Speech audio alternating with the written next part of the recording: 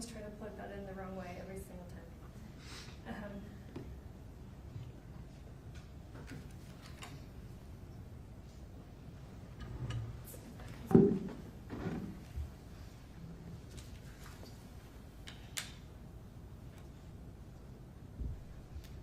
All right, Mr. Williams just said to you that based on how our system is set up, the principles, the burdens, that I get to come up twice. That's correct, because it is the state's burden. It's the state's burden to prove beyond a reasonable doubt the charges that we have filed against Ms. Sundwall. I and the state embrace that burden. I invite you to test the evidence, review it. That's your job as a jury. That's a burden that we embrace. Let's talk about that burden. Instruction number 24. Beyond a reasonable doubt. The prosecution has the burden of proving the defendant guilty beyond a reasonable doubt. Proof beyond a reasonable doubt is proof that leaves you firmly convinced of the defendant's guilt. There are very few things in this world that we know with absolute certainty. And in criminal cases, the law does not require proof that overcomes every possible doubt. If the evidence leaves you firmly convinced that the defendant is guilty of the crime charged, you must find the defendant guilty. On the other hand, if there's a real possibility that the defendant is not guilty, you must give the defendant the benefit of the doubt and return a verdict of not guilty. That is the burden. That is the state's burden. I embrace it. But let's think about that. Not every possible doubt, not beyond all doubt. Not every single doubt has to be covered. You can have things about what happened in that room, in that basement on August 12th that you might have doubts about. But the doubt has to be reasonable. And as long as you are firmly convinced, then your direction is clear. If you are firmly convinced, you convict. Mr. Williams is trying to make this seem that any case, any possible case, to prove it, for you to be firmly convinced, there has to be forensics, there has to be DNA, there has to be all of this scientific stuff. Words are evidence. Those text messages are evidence. Testimony from every single witness is evidence. You do not need forensic evidence to be firmly convinced. Might it be helpful sometimes? Sure. You do not need it. It is not required. I want to turn you to instruction number 22. It talks about direct and circumstantial evidence. I think the example in there is helpful. So direct evidence can prove a fact by itself. I'm going to skip some of this, but you have the instructions so you can read all of it. For example, if a witness testified that he looked outside and saw it was raining, that would be direct evidence it had rained. Circumstantial is indirect evidence. It comes from looking at the related events, putting it together, and concluding that a fact in question had occurred based on what you can tell from the surrounding events. For example, if a witness testified that she looked outside and saw that the ground was wet and people were closing their umbrellas, that would be circumstantial that it had rained, evidence that it had rained. Up at the top, facts may be proved by direct or circumstantial evidence. The law does not treat one type of evidence as better than the other. And then undoubtedly at the end, before you can find the defendant guilty of any charge, there must be enough evidence, direct, circumstantial, or some of both, to convince you of the defendant's guilt beyond a reasonable doubt. Again, to be firmly convinced. And here, I submit to you, the texts are enough. The texts are words from the defendant's own mouth. They're enough. I want to take this raining example that is outlined in instruction 22 a little bit farther. So say that you did not directly see it rain, but you go outside and some of the ground's wet and people are closing their umbrellas. That's a lot to conclude that it had been raining. Let's say you see a dry spot though on the ground. Well, why is there a dry spot? Something's missing. Do you immediately jump to not every inch of the ground is wet, therefore it couldn't have been raining? No. What if the dry spot's in the shape of a car? Do you need a mechanic to come and tell you exactly the make and model of what that car was, or some kind of video to tell you exactly when that car arrived or when it left? No, because that, while it might be helpful, it doesn't change it that you can be firmly convinced that it had rained, because still, with all the surrounding circumstances, you're able to be firmly convinced of that fact. Mr. Williams, I told you this case was about control, and he tried to flip that and say that Kacee was the one that's in control here. Kacee's controlling this whole dynamic. But let's look at that. Kacee did it to people that actually played along. Meggan played along, despite all of her medical knowledge, despite I would submit to you that when you go back and you read some of the things, especially in Exhibit 81, they are absurd. You don't even need medical knowledge to know that those things are not true. Does she call her on it? No. This is not Kacee controlling the dynamic. We heard from Kacee Tanner, her ex-husband. He pretty early on said, you don't have cancer. She tried to tell him that, and we know that she did lie to her family about that. She never went to the extremes about the details and the absurdities and the fake vitals and all that stuff with her family. But Kacee Tanner, she tried to tell him, yeah, I have cancer, and he said, no, you don't, you're fine. And then what did he say? She never brought it up again. This is not Kacee just having to manipulate every single person. She is doing splitting. She is lying. She is, but she's using where the resources are coming from. And with Meggan plays along this whole time that the resource is not dried up yet, so Kacee keeps doing it. And I would argue that some of the text gets so extreme, some of the information gets so absurd, that she may have been wanting to be called out. There's even some evidence of that. In Exhibit 81, you'll see she's pretending to be these fake hospice nurses, and she says, and maybe I brought this up in my first closing, but look at it again, because she does this a couple times. She's pretending to be Kelly or Becky or Lauren or any number of them. These texting a nurse from the patient's own phone, HIPAA-protected information, all things that Meggan as a nurse would know, vitals that are absurd, incompatible with life, don't even make sense. And she even says, I've never seen anything so low. The doctor himself is even confused. I'd submit to you that she might be a cry for help even. She's gone so extreme that she's begging Meggan to call her out at this point. Why is Meggan still going along with this? Dr. Hancock himself even talks about cries for help. Sometimes people, he used the example of slitting your wrists. If you do it this way, it's a cry for help. If you do it this way, it's more consistent with you're actually trying to die. You review the text messages. Kacee, when things get so absurd that they're patently unbelievable to anybody, not even somebody medically trained, it's a cry for help. And Meggan doesn't give her it. Meggan doesn't call her on it. Meggan continues to play along. She continues to be the source of attention and affection. Mr. Williams wants this case to be, for you to be beyond a reasonable doubt, for you to be firmly convinced. You need all these fingerprints, you need all this DNA. But we know for sure that sometimes that's not available. Like I said with the DNA, with the insulin vial, we know for sure at least 2 different people handled it. And there was no prints, there's no DNA on it. Sometimes the science, for whatever reason, it's not deposited there. Or might it be that a nurse is wearing gloves? I asked Dr. DeSalvo, when you take blood, when you test people's blood, do you wear gloves? Do your nurses wear gloves? She said, yeah, you're dealing with bodily fluids. You're dealing with potential infection. Yes, I would expect nurses to wear gloves. We know definitively that Meggan is the only one in the basement after a certain point had to have been the one testing Kacee's sugars past a certain point. Is she wearing gloves? Is the lack of DNA maybe indicative of that? Lack of fingerprints indicative of that? If you need forensics to prove beyond a reasonable doubt anyone wearing gloves just gets away with it, anything, there's no case? No, because there's also other forms of evidence. And those text messages, I would submit to you, and it will ultimately be your determination, those are more valuable than anything DNA can tell us in this case. So again, let's step back, let's put the pieces together, and let's look at the picture. Because Mr. Williams actually brought up something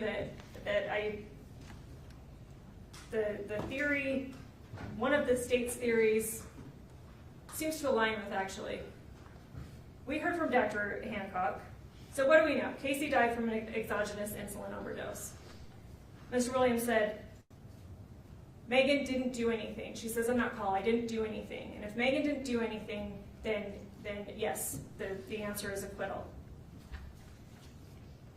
But if Kacee is not suicidal, which you'll find the evidence does not truly support, she's making plans for life, she's buying food, she's doing all of these things, she's getting knee replacement 2 weeks before, she's doing physical therapy, she's trading pills even the night before. Why is she doing that if she's planning on dying the next day? How did that insulin get into her body? The evidence gives you a logical answer, and you do not need to agree. Again, you don't need to be unanimous as a jury on every mechanical step that happened. You only need to be unanimous that the defendant caused the death. And again, I would refer you to that jury instruction on the definition of causation, because that can happen in a number of different ways. But let me give you a theory that I submit to you is consistent with all the evidence. And it's not quasi-suicidal, like Mr. Williams suggested, where people may not intend death, but they're actually using items that could bring them danger. But Dr. Hancock also explained parasuicidal, where they want it to look like it. They want it to look like they're maybe attempting suicide, but they do not intend to die, and they're not going to introduce actually anything dangerous. I submit to you that that's exactly what happened here. Let's look at State's Exhibit 17.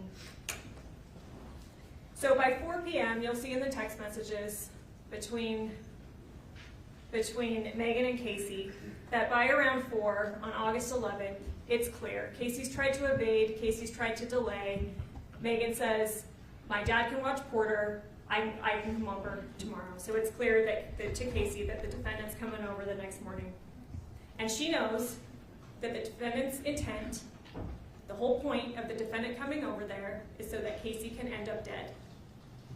So what does Kacee do? 9:48 p.m., Exhibit 17, August 11th, Kacee searches, is it okay to give yourself a shot with saline solution? If she is planning on dying the next day, why is she Googling if it's safe to give herself saline? Mr. Williams, let's think about that. Someone planning to inject insulin does not search whether it's safe to inject saline.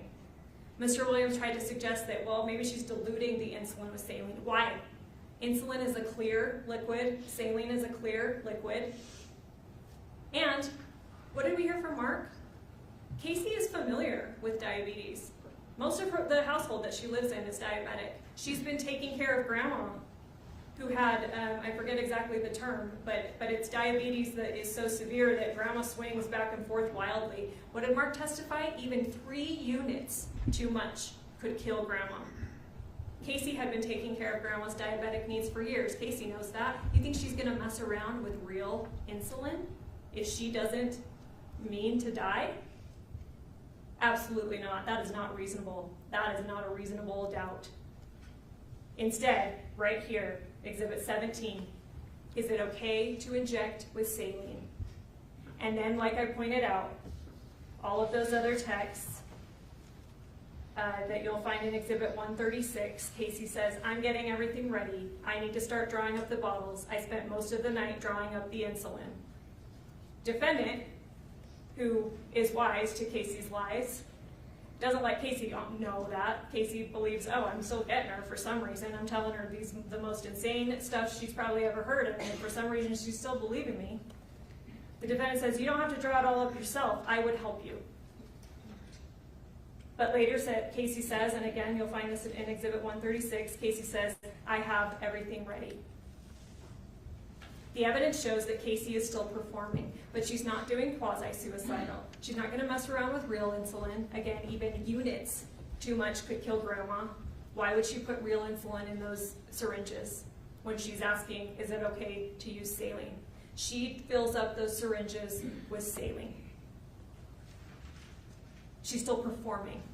And even still, she's still delaying. You'll find in the text thread, she's saying, oh, it's Kylie's birthday, there's transportation issues, maybe I should come to your house, my grandpa needs the car, but she's still trying to put this off.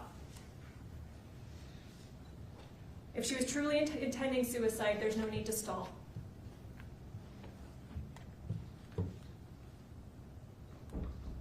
But if she were staging something consistent with parasuicidal behavior, consistent with what we know about Kacee, she stages things. She tells her family she has cancer. She does have legitimate kidney issues, so she has medical supplies being delivered to the home. She has saline coming in. She tells them it's chemo. It's only saline. It's for hydration for her kidneys. She does go to the hospital at different times, and yeah, sometimes her family thinks that it's for cancer. And yeah, no, it's not. Obviously, it's bad. It's a bad thing she did to lie to her family about cancer. But she's a mentally ill, vulnerable person. Not mentally ill in the way that she's suicidal. But yeah, she lies to people for attention. And what did Dr. Hancock say? That condition can be exploited. So she gets it all set up. Everything's ready. Have it all drawn up. I submit to you, those syringes contain saline. Because what happens? The 2 syringes that are found that are not hidden away after 2 police searches and Mark finds one in the closet after he has to pull up the carpet after a flood. If that's one of the syringes, and Mr. Williams said, oh, well, that state didn't even bother to get that one tested. Okay, if that's the one used, again, it was hidden. If Kacee's suicidal, she has no reason to hide it. So who hid it? Had to have been Meggan. The other 2 syringes in play, the one found on the floor of Kacee's bedroom that gets moved to the desk by EMS, or the one hidden in the Fanta box. Chad Moore from the FBI, he's a scientist, so yeah, Mr. Williams pressed him on it. Could light have degraded it? Could heat, could time, all of that stuff may have affected it. But he still said, I'm not seeing any of the remnants or any of the changed proteins or any of the chemical structures or anything, even under a microscope. I'm not seeing anything that I would expect to see in those syringes if they actually had insulin. They had saline in them. But yet we know insulin was administered. We know that the vial found in the outside trash had approximately 100 units missing, and again, harken back to 2020, when the defendant herself says 100 units is enough. The defendant, Mr. Williams, it seems to be saying that Kacee's staging this quasi where she's diluting insulin and maybe she gives herself a shot and she's losing functionality and she's losing the ability, she's losing her fine motor skills.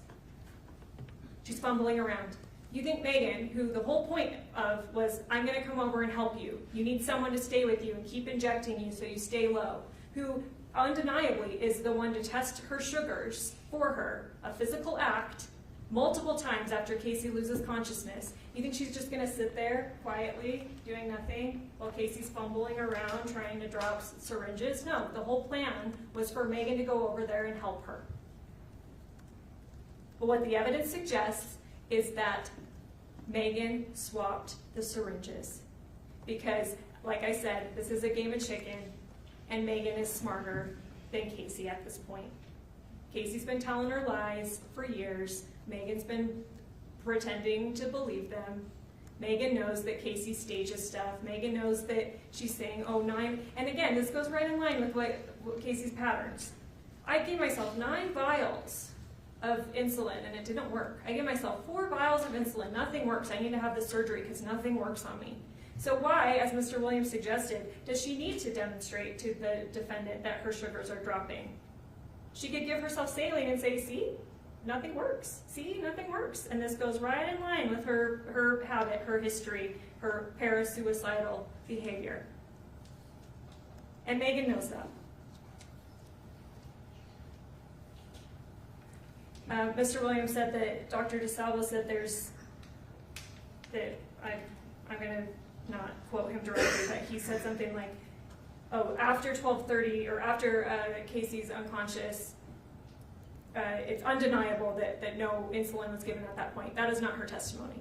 She said it is difficult to determine how many administrations were given, how many injections were given. It's difficult to determine at what time they were given. But the one that she said was the one that is most consistent is around 12:30, something makes sense, that at least one, and we know it's a large amount. But she didn't know, she didn't say absolutely nothing after that can scientifically be determined. She said, there's no way to know. But what did Meggan say repeatedly? Someone needs to be with you to keep giving you injections so your sugars stay low. And she's testing her sugars that whole time. And there's 13 puncture marks in that vial. So what the evidence supports. The evidence is consistent with Kacee filling those syringes with saline, attempting to stage another crisis, still hoping to delay, still performing, perhaps still hoping that once the defendant actually got there and they're actually at the moment where, hey, I'm going to inject myself with what you believe is insulin, Meggan, maybe you'll stop me. Maybe Meggan actually cares about me. Maybe that's what's going through Kacee's mind at that time. But again, this game of chicken, Meggan's smarter than Kacee. So she swapped syringes. Insulin all over the house, syringes all over the house. Kacee goes to the bathroom, Kacee falls asleep. We know that there's promethazine, oxys, and Xanax in her system in the autopsy. Maybe she takes all of those substances, again, that are not enough to cause her death and would not interact with insulin. But you may be wondering, why would she take substances that have sedative effects if she knows Meggan's point is coming over with the result of her ending up dead? Well, because she thinks she's safe. I have it all drawn up. I have the story planted that nothing works on me, insulin doesn't work on me. So maybe she fell asleep thinking that she was safe because all that she was going to get injected with is saline. That, again, she checked the night before, is that okay? Is that safe? So Meggan could have done it while Kacee was asleep. Meggan could have, snuck up upon her and gave her a injection. That could have happened. Or she could have drawn up the insulin. Maybe Kacee went to the bathroom at some point. Again, Meggan's over there for 11 hours, plenty of time for this to have happened. She could have handed Kacee what Kacee believed to be a syringe containing saline, that Kacee believed to be one of the ones that she drew up herself the night before, still staging the scene, but one with no danger in Kacee's mind. She could have handed it to her and had Kacee herself inject a syringe that now contained insulin. That's still administration. That's still causation. Look at the causation definition. And again, you don't even have to be unanimous about this theory. You can think any of the other theories that I argued, as long as you are unanimous about that Meggan caused the death. But this theory is consistent with the evidence. And then after insulin was given, it still matters what happened next. The defendant affirmatively monitored Kacee's blood sugar for hours after she was unconscious. She watched the numbers fall. She continued even after the monitor read too low. Kacee's brain and organs were dying. Mark described her thrashing and gasping by 9 p.m. The defendant saw all of it. And still, she took these affirmative steps to block rescue. She discouraged calling 911, invoked this fake DNR, false claims of medical authority to multiple people. She left before EMS arrived. Again, just to drive down the street because she was so concerned. She needed to see if Kacee was taken out. So she watched, but she didn't come up to them outside and say, hey, here's any information that can help you save Kacee. Bottom line, Kacee here is not on trial. We know she talked about suicide for attention. We know she was flawed. But people who are dramatic, dishonest, or struggling are still protected by the law from being killed. You don't have to have liked Kacee. You don't have to have wanted to be her friend. But the law still protects her from being killed. The question is what the defendant did and what the defendant intended. And again, this was not compassion. This was not aiding. A nurse, Meggan, has knowledge and training to understand the risks of death, and the defendant used that knowledge to cause one. This case is about Meggan's control. This case is about Meggan's escalation. This is about Meggan deliberately blocking rescue. And the evidence shows that she killed or caused the death of Kacee by an overdose, a lethal amount of insulin, and that she did it because she stood to gain over $1 million. This is aggravated homicide. Hold Meggan Sundwall accountable. Return a verdict of guilty. Thank you. Counsel, thank you both. Ladies and gentlemen of the jury, thank you for your patience and attention during this trial. It is now your time to deliberate. But before we do that, we've got to handle a little business about our alternate juror. Trials of this length, we have alternate jurors for a reason. We have one alternate left, and that alternate is going to be excused, but I'm going to give you specific instructions. Our alternate juror is juror number 10, Ms. Moore. You are our alternate. You're going to be excused for the day, but you're not released from your duty as a juror. There have been occasions where alternates have been called back to participate in deliberations. So you are still under oath as a juror. You are still under the same admonishment that you are not to talk about this with anybody until you get word that a verdict has been reached. If we do need you to come back, we will reach out to you. Okay? We appreciate your efforts and your service, but you are alternate, so once call takes y'all back, he'll help you get out. All right? And if we need you, we'll let you know, and we will let you know once a verdict has been reached. Then you're going to be free to discuss this with anybody. I understand the sacrifice, and thank you. All right, our clerk will now swear in the bailiff. You're then going to be escorted to the jury room where you can begin deliberations. You do solemnly swear you will take charge of this jury and take them to some private and convenient place where they may deliberate upon the verdict, allowing no one to speak to them nor do so yourself, unless ordered by the court, and return them to the court when they have reached a verdict, or when so ordered, so help you God. All rise for the jury.